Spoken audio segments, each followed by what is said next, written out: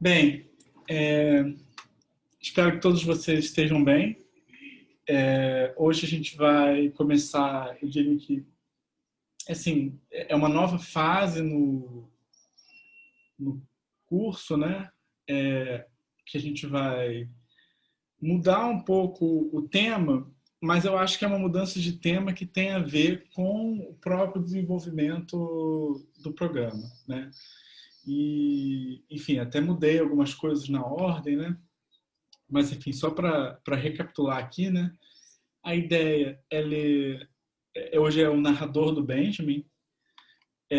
Semana que vem, provavelmente é o Experiência e Pobreza e talvez um texto do Benjamin que é sobre um texto do Benjamin que é sobre, acho que é a linguagem geral e a linguagem humana, alguma coisa assim. Mas enfim, eu confirmo isso com vocês depois.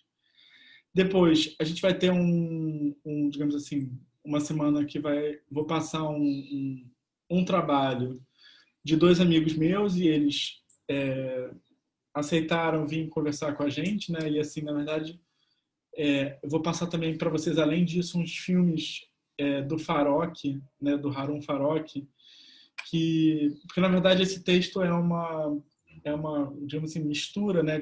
Que dois amigos meus fizeram trabalhando com Benjamin e também tem um trabalho editado, né? De vídeo que é mais a parte de uma amiga minha. E ela usou alguns trechos de uma série de filmes do Farok, enfim, tem a ver com todo esse problema de escala, né?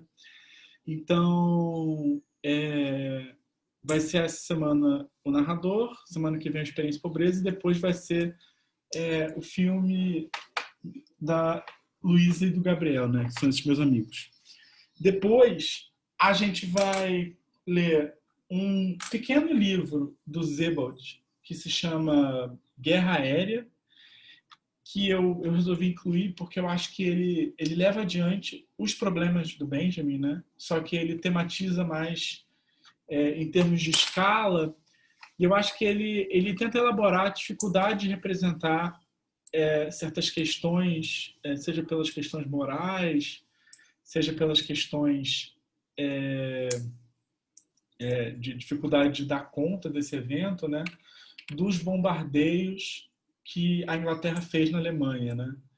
Então, assim, eu acho que é um texto bem interessante para a gente pensar também esse problema da dificuldade de se orientar, né, a partir de um evento que excede em tal escala nossa magnitude, né? E para terminar o curso, a gente vai ler um texto do Frederick Jameson que se chama Mapeamento Cognitivo, que aí seria para entender, né, enfim, para dar um fechamento, né, no curso, né, e dar, digamos assim, uma tematização mais positiva, né, sobre o que poderia ser um mapeamento, né, o que poderia ser uma orientação. E então, assim, isso é basicamente assim o plano que eu elaborei, né, para essa segunda metade do curso, né. E bem, eu vou ser sincero, né, realmente assim, eu não acredito que em 2020, 2021 quase, né, estou aqui comentando Benjamin, né? Eu gosto muito do Benjamin, mas eu acho absolutamente insuportável o fã-clube do Benjamin, porque eu sinto que, na verdade, todo fã-clube do Benjamin é basicamente aquela foto dele, assim, aquela cara, assim, meio triste, entendeu? Uma coisa meio melancólica. Então, assim, eu sempre fico meio assombrado quando eu leio os textos dele e até me esqueço desse fã-clube, né? E não foi diferente quando eu peguei para ler o contador de histórias, né? Ou o narrador, né? Depende da edição que você tem.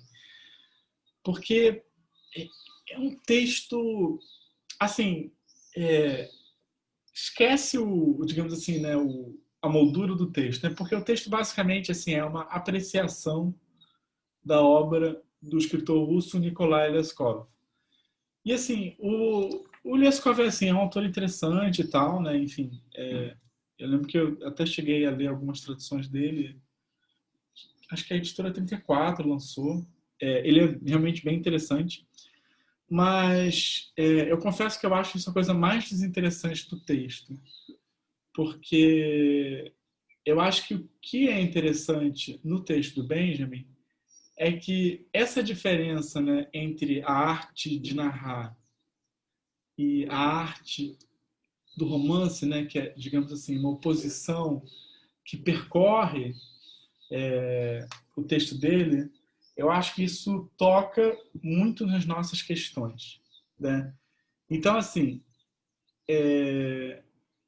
só para retomar, né, digamos assim, o ponto em que a gente estava, eu acho que o que é interessante assim do texto, pelo menos do ponto que a gente parou, né, que foi a partir da leitura da Patricia Reed, é que, bem, por um lado, a gente consegue entender, né, ainda que a gente tenha partido lá de umas discussões sobre a internet, com o texto da Patricia Reed, eu acho que fica mais claro que a nossa situação de desorientação, ela não é propriamente assim apenas um produto das redes, né?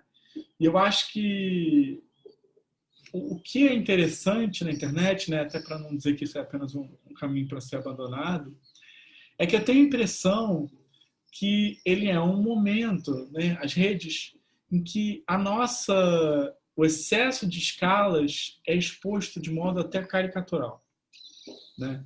Na verdade, eu acho que é uma daquelas situações em que a crise ela não acontece apenas assim como um evento novo, mas ela acontece como um momento em que as tensões se materializam e se inscrevem, né, na realidade.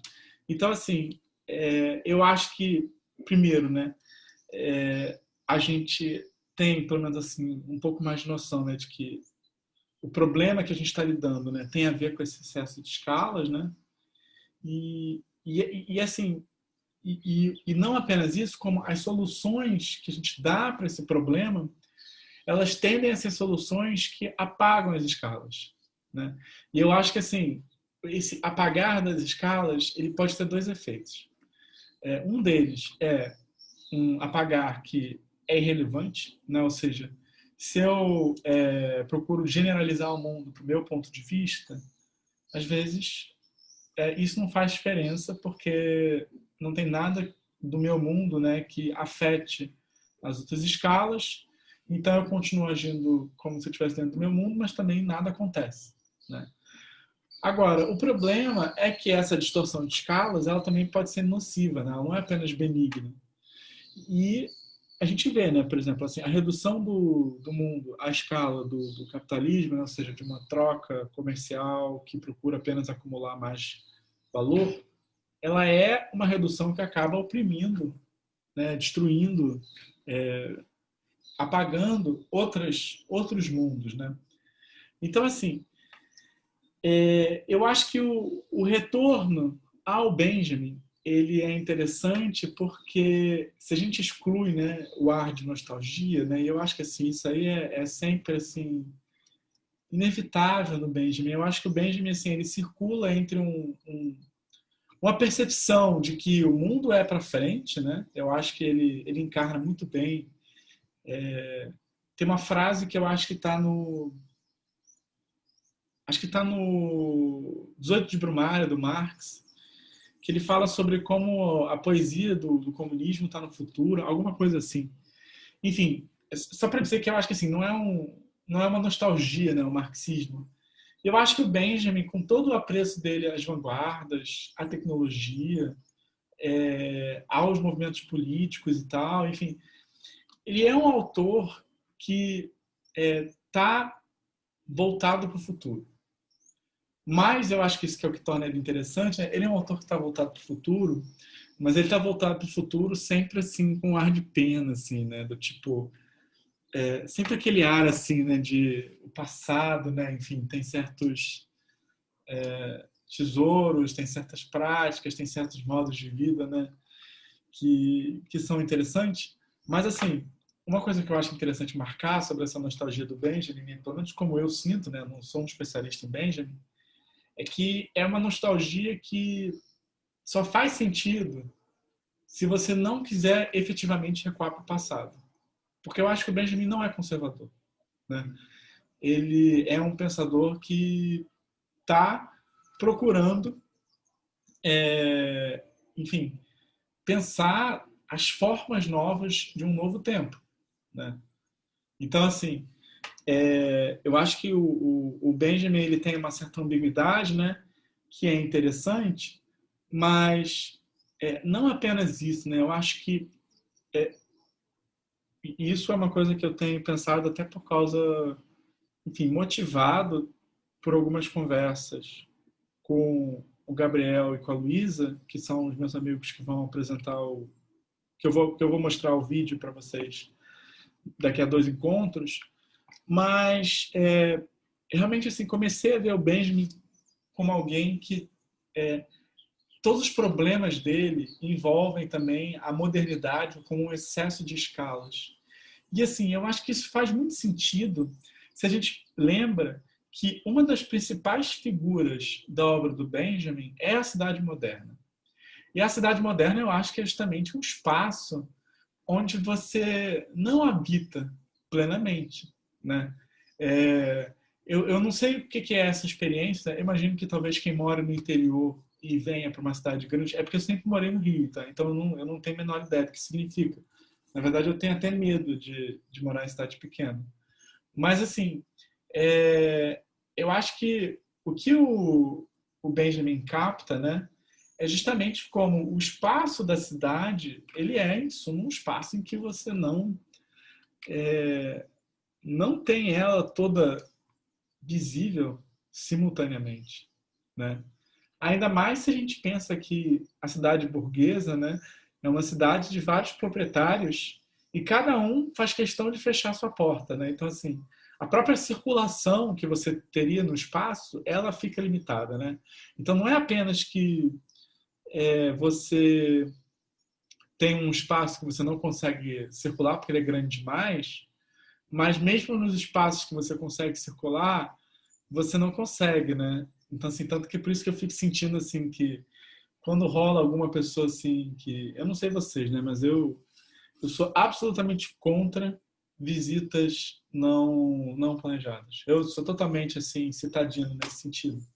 E, assim, eu fico pensando, assim, que algumas pessoas que têm esse costume, esse hábito, esse desejo, né? Eu sinto que assim que é um impulso assim, né, de que as portas não fiquem fechadas, né, de enfim, que fico pensando assim que esse mundo em que você pode ir para casa das pessoas e entrar nelas, enfim, e depois sair, enfim, sei lá, é uma coisa muito esquisita, né? Mas então assim, acho que isso é uma coisa interessante, assim, o Benjamin, pelo menos para mim, né, ele é um autor que é interessante porque eu acho que ele está lidando com os problemas de escala, mas não só. O interesse que eu tenho por esse texto, o narrador, né, é que não apenas ele vai tratar do problema de escalas, como eu acho que ele vai ele vai botar a nossa situação atual a partir de uma dupla negação, no sentido de que, por um lado, ele vai, sei lá, fazer uma crítica ao romance, né, às limitações do romance moderno. Mas quando ele vai falar da narrativa, né, que é, digamos assim, a outra forma de transmissão que existe, ele sempre apresenta ela em termos que eu acho que são impossíveis atualmente, né? Então, assim, o que eu acho interessante é que o texto do Benjamin ele, ele mantém uma oposição, mas é uma oposição que o seu interesse não está em escolher entre o romance e a arte da narração, né? Embora você possa até dizer, o Benjamin tem a preferência pessoal pela arte da narração, enfim, não estou entrando nesse mérito. O que eu acho interessante é que essa oposição, e aí não é apenas o romance, assim, a narração tem um papel importante, elas, elas meio que inteligibilizam as nossas dificuldades de se situar no mundo, né? E eu acho que tem a ver com o problema da escala, né? Então, assim, a primeira coisa que eu acho que é bom mencionar, né, e que de certa forma já mencionei, né, é que todo o ensaio é construído a partir de uma oposição entre a arte de contar histórias, né, que geralmente são orais, e a arte romanística, né?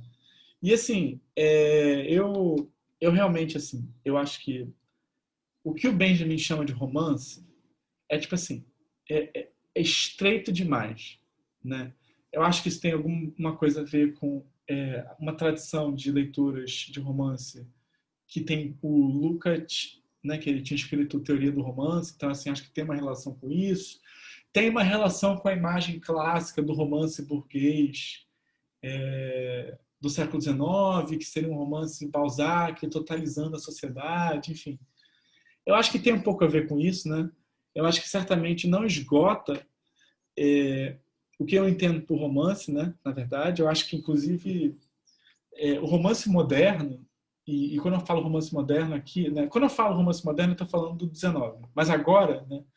O romance assim contemporâneo ao Benjamin, se a gente pega o Ulisses do James Joyce, se a gente pega o Proust, se a gente pega o Kafka, são momentos em que eu acho que assim que essa forma do romance, como totalização, ela é implodida e o romance se torna outra coisa, né? Mas eu diria que não apenas ela se torna outra coisa, como ela mostra que nem o romance do 19 era aquilo que a gente achava que era, né? Mas, enfim, eu só consigo ver isso assim e pensar, gente, é muito engraçado como as pessoas na filosofia, elas são muito assim, elas conseguem assim fazer uns juízos assim generalizadores assim, né, que eu acho assim, eu acho esquisito, né? Mas enfim, tudo bem. O Benjamin, coitado, ele era uma pessoa triste. Ele era uma pessoa que, enfim, ele tinha boas intenções, né? Então a gente vai perdoar ele. Mas assim, o que eu queria então assim marcar é que esse texto é construído a partir de uma oposição e é uma oposição entre uma arte que seria capaz de transmitir uma experiência a partir da sua possibilidade de conexão com o receptor, né? Então assim, essa seria a arte da narrativa, a arte da contação de histórias. E por outro lado, você teria uma arte, né, que seria a arte romanesca, que a única coisa que ela transmite é o desejo de dar sentido a uma vida, né? E um desejo que só se tornaria possível de realizar na ficção. Então, assim, o que a gente tem é uma posição entre uma arte que transmite uma vida, uma experiência, porque vive-se num mundo conectado, e a gente teria uma arte em que, justamente, procura se dar sentido a uma vida justamente porque a gente vive num mundo desconectado. Então, assim, tem uma certa assimetria aqui nessa oposição que, se eu fosse uma pessoa mais atada a essa tradição, eu diria que é uma certa dialética, né? A palavra dialética é sempre bonita, né? Ainda não está no rol de palavras que eu consigo usar sem ter certeza do que eu estou falando, né? Mas acho que assim um dia eu conseguirei usar a palavra dialética adequadamente, né? Enfim. Mas enfim. Mas assim, essa oposição eu acho ela interessante. Por que eu acho que ela é interessante, né? O texto começa falando sobre a narração, mas na verdade a narração eu acho que ela só se torna visível a partir do momento em que ela não é um paradigma que funciona mais, né? Eu acho que nesse sentido, né, a falta só se torna visível no momento em que ela falta, né? Então, assim, quando as experiências não são mais transmissíveis que a gente consegue ver que a nossa vida se articulava a partir da troca de experiências, né? Mas como é que a gente vê isso, então? A gente vê isso por quê? Porque existe agora uma outra arte que ocupa o espaço da narrativa, que é, digamos assim, a arte romanesca, né? Que é uma arte de um tempo em que a narração é impossível. Então, assim, você vê que, por um lado, a narração vem antes, mas ela só se torna visível quando ela é substituída por uma arte cujo objetivo é justamente retratar, de certa forma, a impossibilidade de transmissão, né? Então, assim, eu acho que o surgimento do romance é que aponta para condições sociais novas, né? Porque ele... Peraí, que horror. Ele... O romance, o tipo de problema que ele tenta resolver, né? Ou seja, essa arte é desenvolvida para resolver o tipo de problema que é justamente o problema que tornou a arte da narração impossível, né? Então, assim, eu acho que ele aponta para essas condições sociais novas, né? A partir pelo fato de que ele é uma resposta a elas, né? Pelo menos assim. Se a gente tenta levar adiante, né, esse princípio metodológico, né, que eu acho que é uma das coisas que está guiando esse curso, né, que é o quê? Que é a ideia de que as coisas que acontecem, elas são soluções para problemas, né? Elas não surgem do nada, né? Mas, enfim. Então, assim, eu acho que o, o que é representado na arte romanesca, né? Ou seja, uma vida singular que é tornada inteligível, né? Isso é a partir da sua relação com a realidade social, enfim, é isso justamente que falta na nossa vida, né? O que falta na nossa vida é que a gente está vivendo um mundo tão excessivo que a gente não consegue mais relacionar as partes, né? E assim, a gente pode pegar vários exemplos disso, né? Por exemplo, se a gente pega um livro como Crime e Castigo, do Dostoiévski, né?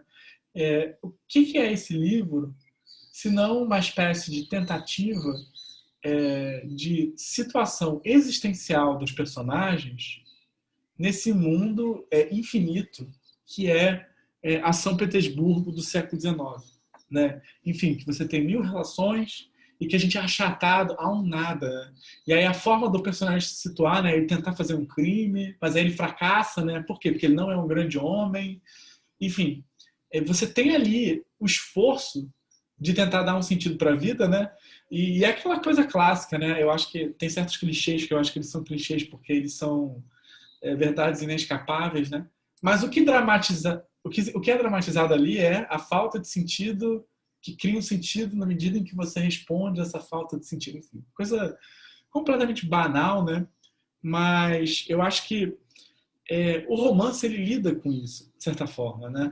Um outro exemplo que eu acho muito bom, né? Até para pegar um autor que eu não li os outros, né? Então não posso falar. Mas assim, uma das coisas mais assim singelas e lindas e delicadas que eu já li é o conto do Flaubert que se chama Um Coração Simples, né? Que está no Três Contos, que é uma das últimas obras do Flaubert. E é uma coisa absolutamente sensacional, porque é, é como se ele tivesse, pelo simples fato dele retratar essa empregada doméstica de uma família, sei lá o que, né? Francesa, burguesa, aquilo é conectado no mundo. Né? Aquilo que era apenas uma função, na medida em que ele retrata aquilo com cores existenciais, mas sem ser uma. Não é que ele está tentando assim, tipo, dizer, oh, não, ela também pensa. É outra coisa, porque o Flaubert é um gênio. Mas assim, o fato de que ele consegue conectar as coisas, você pensa assim, nossa, essa vida teve um sentido, né? Ela não foi apenas mais uma pessoa que foi um ninguém, né? Então, assim, eu acho que de fato os romances eles acabam providenciando um sentido para as nossas vidas. Não para as nossas vidas, né? Mas para as vidas daqueles que as vivem. Mas se eles fazem isso, é porque, em alguma medida, é como se também a gente também não conseguisse encontrar um sentido na nossa vida, né? E assim, eu não acho que seja um exagero dizer que o romance do 19 é uma tentativa de experimentar e tatear qual é a conexão entre o homem e o seu mundo social que o excede, né? Enfim, independente do resultado dessa síntese, eu acho que, de fato, você vê as coisas acontecendo nesse sentido, né? Um exemplo muito, muito bom disso também, né, que eu acho que localiza esse problema da desorientação em termos não apenas espaciais, mas em termos históricos, é um livro como Guerra e Paz. O Guerra e Paz do Tolstói, né, é uma coisa, além de ser uma novela incrível, né, uma novela no sentido de um novelão, né, maravilhoso, Você tem ali o tempo inteiro a tentativa dos personagens se situar, personagens medíocres e irrelevantes para a história, se situarem no grande plano da história, né? Porque o grande plano da história, ele também é isso, né? Ele é um plano que nos excede. Então, assim, você vê cada personagem ali, a sua forma, a sua maneira, tentando se situar diante desse plano, né? Diante das guerras napoleônicas, diante do que isso implica, né? Então, assim, eu acho que, de fato, quando o romance aparece, isso é um sinal de que certas conexões já não são tão mais óbvias, né? De que a gente já não tem mais uma relação com, com o mundo, né? E assim, eu acho que não é uma questão de dizer quando que isso aconteceu, né? Enfim, quando certas escalas começaram a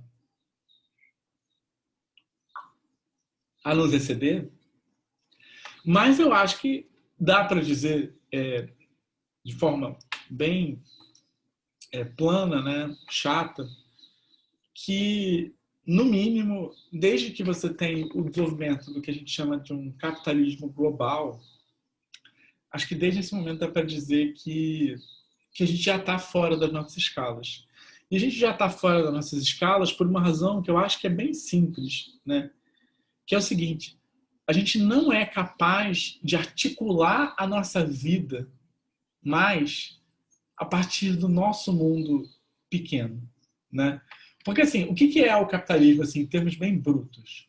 É o momento em que eu deixo de produzir os bens da minha vida, né, os recursos que vão me fazer sobreviver, e eu passo a apenas fazer um trabalho específico que vai me dar um salário para que eu possa reproduzir a minha vida. Né? Então, assim, ao invés de fazer várias coisas, fazer o meu sapato, plantar, sei lá, mandioca, sei lá, tocar uma viola e, sei lá, ao invés de eu fazer assim, dar conta da minha vida, o capitalismo é esse momento em que, por conta da sua escala, né, eu fui deslocado de, digamos assim, personagem principal para mero auxiliar na máquina do capital. Né? Então, assim, não apenas eu, digamos assim, né, eu não sou aquele mais que produz, né, porque, enfim, não é a ferramenta que me auxilia no trabalho, mas sou eu que auxilio a ferramenta. Né?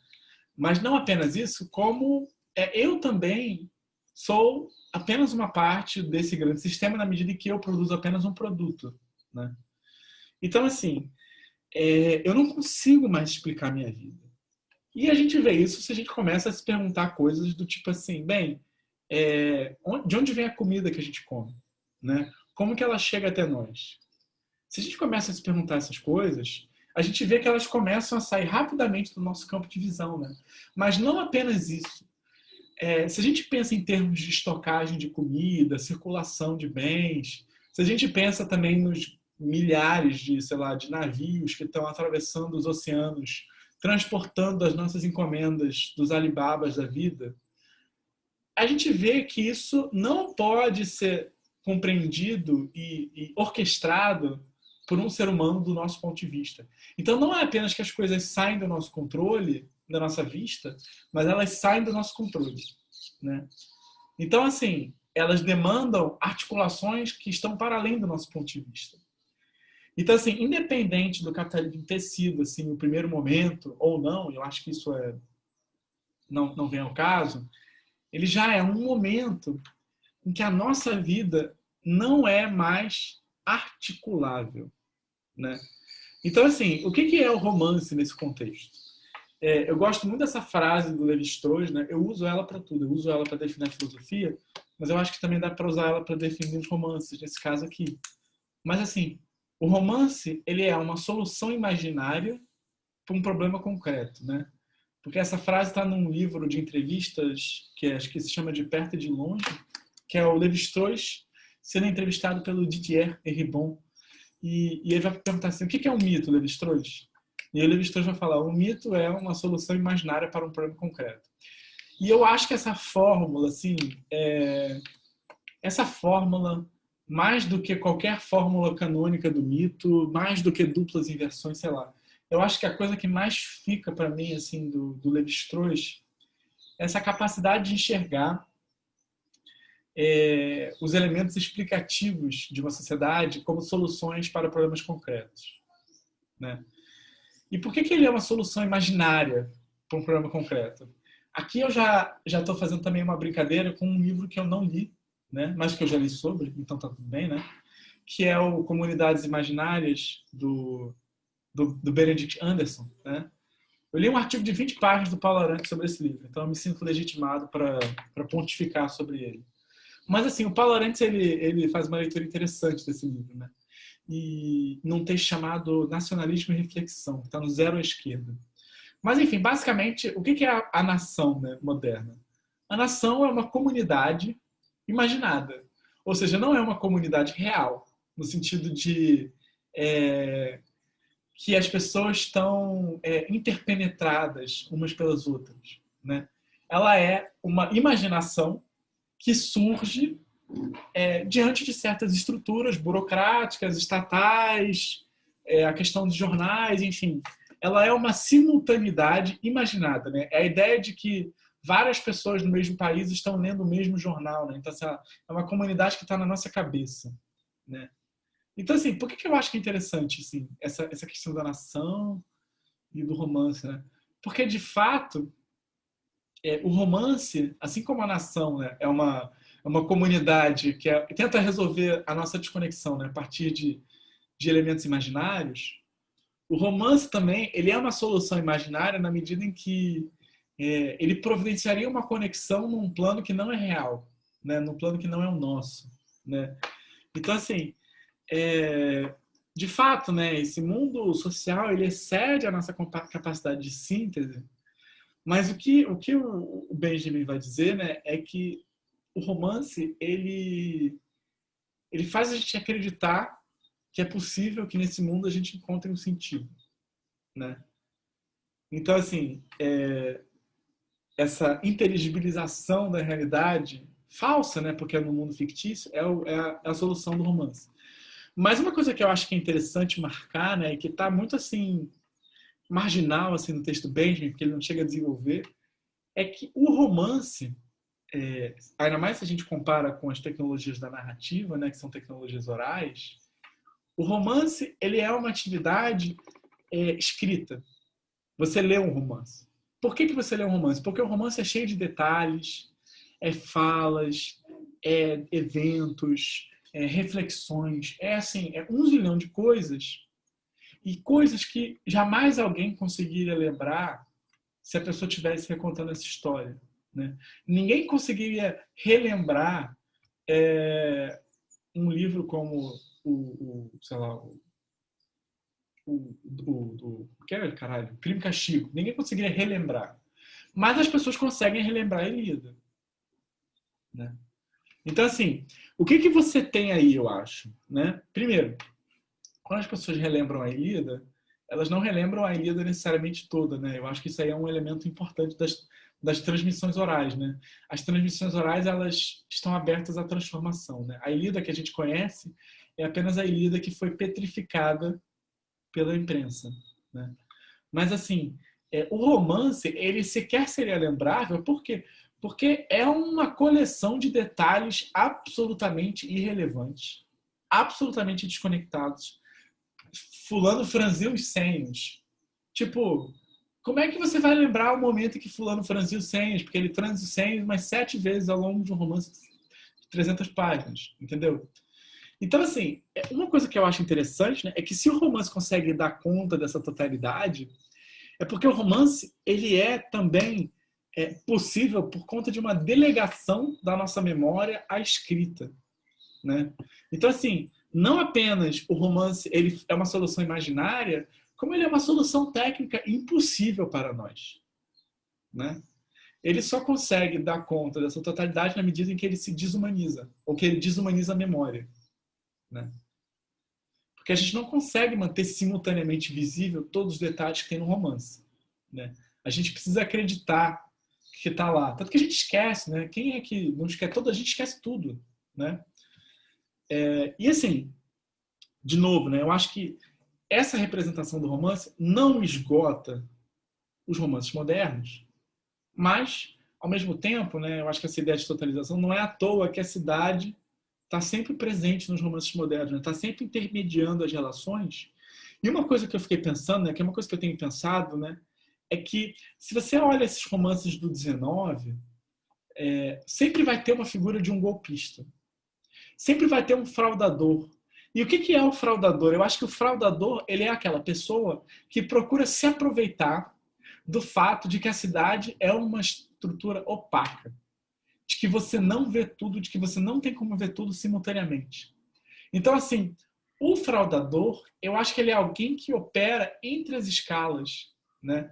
Ele cria ilusões que faz com que você não consiga entender em que nível ele está agindo, né? Você sempre está se perguntando, será que ele está agindo contra mim? Será que ele está me atacando? Será que sou eu que estou sendo enganado? Né? Então, assim, eu acho que, inclusive, é bem sintomático que não apenas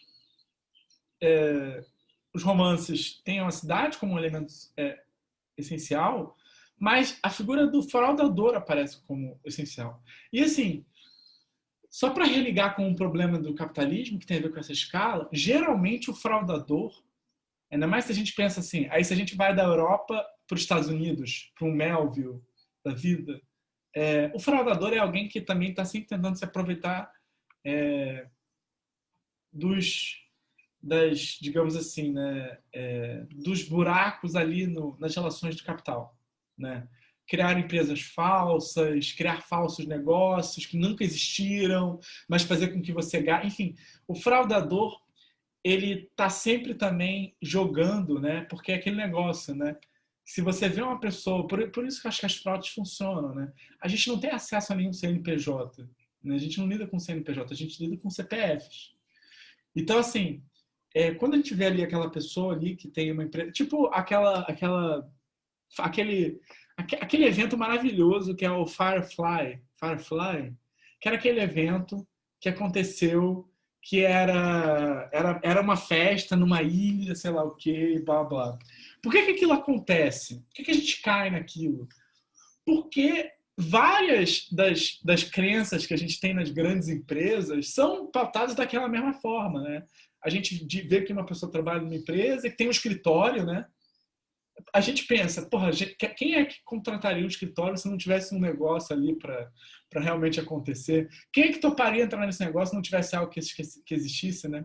Então, assim, eu acho que eles brincam com esse excesso de escalas, né? Então, assim, não acho que seja por acaso que o romance moderno aconteça nas cidades, que o romance moderno sempre tem um golpista ali circulando, né? Que sempre seja uma questão de entender a vida dessa pessoa que veio do nada, né? Enfim, eu acho que essas coisas são muito sintomáticas dos dramas que a gente vive, né? Mas assim, os romances, né, do Benjamin, eu acho que assim, isso é importante marcar, né? Eles, ao mesmo tempo que eles estão tentando dar essa síntese, eles são de certa forma um fracasso, né? E eles são um fracasso por quê? Eles são um fracasso porque ainda que a gente consiga, digamos assim, dar transformar a vida da personagem do romance de modo inteligível, né, que a gente consiga articular a complexidade da vida social com os eventos singulares da vida dessa pessoa, ainda que a gente consiga relacionar esses fatos, essa vida que é articulada e que se dá um trabalho da porra articular, ela nunca é a vida do leitor. Ela sempre é a vida da personagem. E tem mais. Essa vida só é articulável porque você deu conta de incontáveis elementos singulares dessa vida. Então, assim, ela jamais seria transmissível porque ela depende, a articulação depende dos detalhes, né? Então, assim, o que o Benjamin marca é que se, por um lado, o romance constrói, né, para uma vida um sentido, é justamente pelo fato de que é de uma vida singular que esse sentido não é apropriável para mim, né? Então, assim, se essa vida fizesse sentido para mim, eu deveria ser capaz de captar esse sentido, né? Eu deveria ser capaz, se o romance pudesse comunicar algo para mim, eu deveria ter algo em comum com ele, né? Mas por que eu não posso ter algo em comum? Porque eu sequer consigo eu mesmo articular as minhas vidas, né? Eu mesmo não consigo dar conta de todas as relações nas quais eu estou imerso. Então, assim, o romance, ele é impossível transmitir algo para mim, porque ele só acontece para dar conta de um problema concreto, que já é a falta de conexão, né? Então, assim, ele é a solução imaginária que marca o nosso problema concreto, por sua vez, né? E assim, eu acho que é, essa ideia, então, de transmissibilidade, né, que é desejada no romance, né, que aparece como uma espécie de fracasso, né, uma espécie de uma vida que teria sentido, né, eu acho que ela remete para uma outra vida social. E, assim, eu acho que não vale a pena se perguntar quando que foi essa vida social, em que momento, porque eu acho que isso, assim, isso é um recuo infinito, né? Mas, assim, eu acho que, assim, o desejo de que o romance transmita algo, né, e ele não consegue transmitir porque ele apenas lida em detalhes, em singularidades, teria a ver com o fato de que, bem, em algum momento, as práticas de transmissões foram algo que existiu, né? E existe por quê? Por que a gente diz que existe? Existe porque a gente tem meio que as ruínas dela. E o romance seria uma das ruínas desse desejo, né? Então, assim, mas o que o Benjamin é, reconstrói, né? E eu acho que assim, aí vem toda a pira da narração, né? É um mundo em que era possível transmitir experiências, mas experiências que ensinariam a gente a se orientar no mundo, né? Então, assim, agora a gente não consegue mais transmitir experiências porque a gente está perdido, né? Então, assim, a gente não apenas não consegue aprender com os conselhos dos outros, né? Isso, de fato, é algo muito real, né? A gente, tipo, quem dá conselho pra gente, a gente caga pra isso, né? Por quê? Porque a gente não consegue conectar com a nossa vida, a gente não consegue entender como a coisa faria sentido. E por outro lado, se a gente também não consegue fazer sentido e a gente não consegue ter essa transmissibilidade, é justamente então nesse momento que a gente precisa de mais orientação, né? Que a gente precisaria de mais experiência, que a gente está perdido, né? Então, assim, o Benjamin, ele meteria com a arte da narração ao mundo que seria com outro tipo de socialização em que era possível aprender, né? Então, assim, mas eu acho que, assim, de um lado, e aí que eu acho que é interessante, né? Porque o Benjamin fala que a narração ela é possível num mundo em que eu posso conectar essa experiência aprendida com a minha vida, né? E eu acho que isso é meio esquisito, né? Por que eu acho esquisito? Né? Porque, por um lado, a transmissão de experiência é a transmissão de lições, né, ensinamentos, que permitem a gente entender o que é importante no mundo. Né? E aí, assim, no início do Experiência e Pobreza, o Benjamin fala assim, nosso pai, sei lá, mandava a gente cavar um buraco, sei lá o quê, para achar um tesouro. E aí a gente cavava, a gente não encontrava nada, e aí a gente entendia que, na verdade, a verdadeira lição era que a gente precisa cavar, procurar as coisas, valorizar o trabalho, né? Então, assim, o verdadeiro tesouro era o trabalho que a gente estava fazendo, né? E que, assim, então, assim, as lições que eram comunicadas, né, eram coisas que ajudariam a gente a orientar a nossa vida, né? Permitir entender o que era importante, no que a gente deveria focar, ajudaria a gente a tomar decisões. Só que assim, e aqui que eu acho esquisito, se esse mundo da narração é possível, da transmissão de experiências, é porque, em alguma medida, a gente já é capaz de articular a nossa vida a ponto da gente conseguir conectar com essas experiências.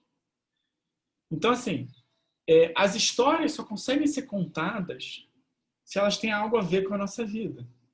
Mas para que ela possa ter algo a ver com a nossa vida, a gente tem que já compreender em alguma medida a nossa vida. Então, assim, tem uma situação esquisita em que a gente precisa entender a nossa vida já para conseguir entender as lições que nos são ensinadas, né?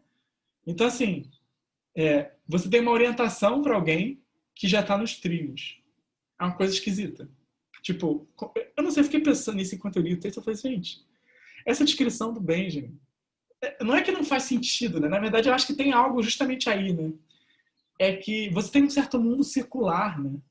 Em que nada muda, né? É como se a transmissão de conselhos só fosse possível num mundo que está todo fechado, né? Que é tipo uma redoma de vidro, né? Uma coisa que eu fiquei pensando é nas sociedades. O Levi-Strauss ele faz uma distinção no pensamento selvagem entre sociedades quentes e sociedades frias, né? E aí ele fica falando que sociedades quentes têm pensamentos frios, sociedades frias têm pensamentos quentes. Foda-se, isso não me interessa. O que me interessa é que, de fato, a sociedade fria, né? Eu acho, eu posso estar confundindo qual é qual, né? Mas a sociedade fria é uma sociedade em que nada acontece, né? Não tem mudanças, né? Enquanto a sociedade quente seria uma sociedade de mudança o tempo inteiro. E a impressão que dá é que só é possível você receber conselhos num mundo em que nada acontece. Porque aí sim é um mundo que você consegue entender as coisas, né? Só que assim, aí a gente começa a entrar num território interessante, né? Porque será que ele está elogiando a narração de verdade? Porque é um mundo muito conservador. O Benjamin não é conservador. O Benjamin é comunista. Então, assim, o que eu acho que tem, na verdade, a impressão que eu tenho, né? E por isso que eu acho que é interessante esse texto, é que a gente tem meio que o desejo de transmissão, né? É um legado que é como se fosse ele que revelasse a nossa situação paradoxal, né? Não é que ele quer voltar para o passado, mas é a ruína desse mundo que, de certa forma, mostra para a gente que a gente quer transmitir algo, né? Que a gente está desconectado. Então, não é que a gente quer retornar para esse mundo, porque esse mundo é um mundo que é uma redoma de vidro que não faz sentido. Não tem como voltar para isso, né? Mas eu acho que, assim, a gente começa já a entender o texto de uma outra forma, né? E, assim, uma coisa que eu também acho que ajuda a avançar nisso é entender que o Benjamin, ele fala o tempo inteiro de transmissão, né? Transmissão de experiência e as transmissões do romance. Só que a gente tem dois tipos de coisas que são transmitidas que são diferentes, né? Eu acho que ajuda também a gente a entender isso, né? Por um lado, o que o romance transmite? O romance transmite informação, detalhes. Ou seja, o romance são o quê? São uma série de coisas precisas, explicativas, né? Ele dá conta de uma vida, ele dá o sentido. Então ele traduz informação. E o problema do romance para o Benjamin, né? Quando você tem uma informação, a partir do momento em que você vê ela e consome ela, não tem mais o que fazer com ela. Por isso que eu acho que, assim, eu acho um saco as pessoas que falam, tem as pessoas que têm medo de spoiler, não pode ter medo de spoiler, porque a história é muito mais que isso. Eu acho que isso é ignorar o fato de que a nossa sociedade é construída a partir da porra da novidade da informação e do fato de que ela se esgota. Então, assim, tem uma experiência singular que tem a ver com você sair da surpresa para o conhecimento, sabe? Sair da desinformação para a informação. Isso é um tipo de experiência que articula, né? Tem uma passagem maravilhosa do A Lei do Princípio do Prazer que o Freud fala: depois que você lê um livro, você nunca mais vai reler esse livro na sua vida. Eu amo essa passagem porque o Freud está basicamente falando assim: eu leio os livros por causa do plot, né? Plot é importante para mim, caralho. E assim, mas independente dessa minha diatriba, né, contra os malas, o importante é que a informação, ela é o quê? Você está transmitindo algo que tem como conteúdo, né, a capacidade de explicar uma situação, né? Ela dá conta, ela resolve. Só que pelo fato de que ela resolve, você não tem mais nada ali depois para fazer depois que ela resolveu, né? Por isso que a gente não quer ficar vendo série ruim depois que a gente viu elas, né? Quer dizer, depende da série ruim, né? Tem algumas séries ruins que a gente vê por outras razões. Mas assim, sei lá, ninguém vai ficar revendo Stranger Things. Ninguém vai rever isso, sabe? Ninguém vai rever isso. Você vai rever Friends porque é outra coisa. Mas assim, ninguém vai rever essas séries assim do Netflix, sabe? Que eles produzem. Não faz sentido, né? Então, assim, o que é transmitido é algo que se esgota. né? E por quê? Porque tem a ver com detalhe, tem a ver com o que explica uma determinada situação. Então, assim, não sobra muita coisa depois que você acaba a novidade ali. Por quê? Porque também a explicação, ela é também uma forma de esgotar. Não é apenas que ela se esgota porque não é novo. É porque explicar uma coisa é também esgotá-la, né? É deixar tudo ela determinado. É tipo, não tem mais nada ali, entendeu? Terminou de ler um livro de 700 páginas sobre a vida de alguém, não tem mais nada ali para você ler, entendeu? Porque você já sabe tudo da vida da pessoa, né? Digamos assim, né? Agora, eu acho que as coisas são mais complexas. O Benjamin está trabalhando com tipos, né? Mas enfim. Mas eu acho que a história narrada, por sua vez, o que ela transmite? E aí que as coisas começam a ficar interessantes. Ela não transmite nenhum fato, né? Que nem os romances. Não tem nenhum detalhe. Tanto que o que o Benjamin marca, né? É que essas histórias podem até ter detalhes, ter figuras exemplares, mas como o ato de transmissão da experiência é um ato que é sempre adaptativo, né? Em que você pode conectar as coisas com a sua vida, o essencial do que é transmitido não é os detalhes, mas é uma certa lição, né? Então, assim, você tem uma certa história que é elaborada para transmitir uma lição. Então, os elementos narrativos não são apenas contingentes. Eu diria, inclusive, que as marcas pessoais nas histórias narradas e contadas, elas fazer a marca pessoal é o que, inclusive, dá um sinal de que essa história, o essencial dela não é a história. Então, assim, alterar uma anedota é você dizendo o essencial nessa história não é a anedota, não é o contorno, né? Tanto que se você quiser contar ela e modificar coisas, é isso, faz parte, né? Então, assim, as alterações na história, elas acabam mostrando que você tem um fundo negativo que é transmitido, né? O que é transmitido não é positivo, né? E olha que coisa esquisita, né? O que é transmitido não é positivo, mas ao mesmo tempo a história só é transmissível quando você consegue articular sua vida, né? Então, assim, a transmissão do inarticulável depende de você ter a sua vida articulada, né? É uma coisa esquisita. Então, o que é transmitido, né? Tem umas passagens bem interessantes que o Benjamin comenta sobre mortos, sobre como quando eles morrem a gente fica contando histórias e tal. E eu acho que tem algo aí que o que é transmitido é a vivência. Mas, de novo, não é a vivência em seus detalhes. É uma vivência negativa que, de certa forma, parece que ser a próprio fato de que as vivências são contaminadas por outras vivências, que são contaminadas por outras vivências, são conectadas numa comunidade, né? É como se o que estivesse sendo transmitido nas narrativas, né, nas histórias contadas oralmente, é o próprio fato, é o fato de que a gente se entende oralmente, de que a gente se entende um a partir do outro, de que a gente está conectado. Então não é que essas vidas tenham sentido, é que elas estão conectadas entre si. E eu acho que não é à toa que o Benjamin vai falar que, bem, quando que a gente consegue reabilitar a forma de contar histórias? Quando a gente consegue trabalhar num ritmo de trabalho nosso e não mais o ritmo de trabalho da indústria. Porque quando a gente está num ritmo de trabalho nosso, não é apenas o fato, eu acho, que a gente está trabalhando com algo que nos concerne. É tipo assim, é quando você está fazendo algo com pessoas que você gosta, e aí vocês estão trabalhando, aí vocês param em algum momento para conversar alguma coisa, aí vocês se distraem, aí vocês contam uma piada, aí vocês voltam a trabalhar. Tem uma coisa ali do tempo livre, né, da disposição e da disponibilidade para você também se conectar com os outros, né? Algo que é sugado na medida em que a gente está disponível para a máquina, o capital, seja lá o que for, né?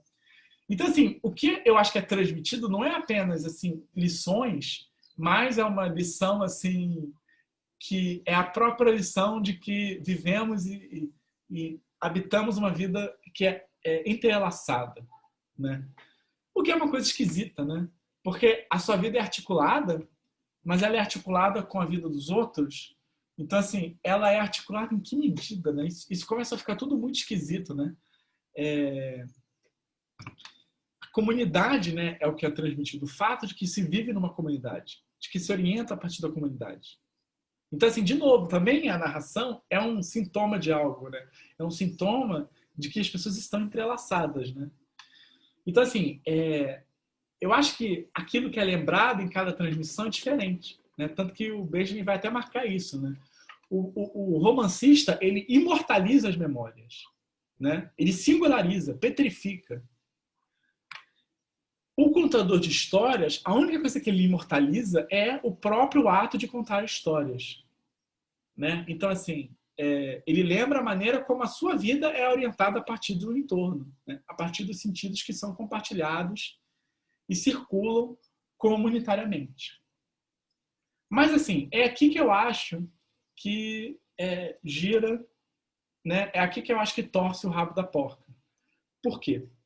Porque se por um lado, né, a gente está marcando que esse mundo das histórias narradas, né, a gente só vê ele, de certa forma, a partir das suas ruínas, né? E nesse caso o Lyeskov seria um caso, né, de ruína desse mundo, né? Eu acho que essa transmissão, ela é claro, né? A nossa situação ela não é possível porque as nossas vidas são inarticuláveis. Só que talvez a gente pode entender que nesse sentido, então, a arte do romance não é nenhuma decadência da narrativa. A informação não é nenhuma decadência da contação de histórias, né? Eu acho que se a gente vai ler o Benjamin de uma forma não nostálgica, né?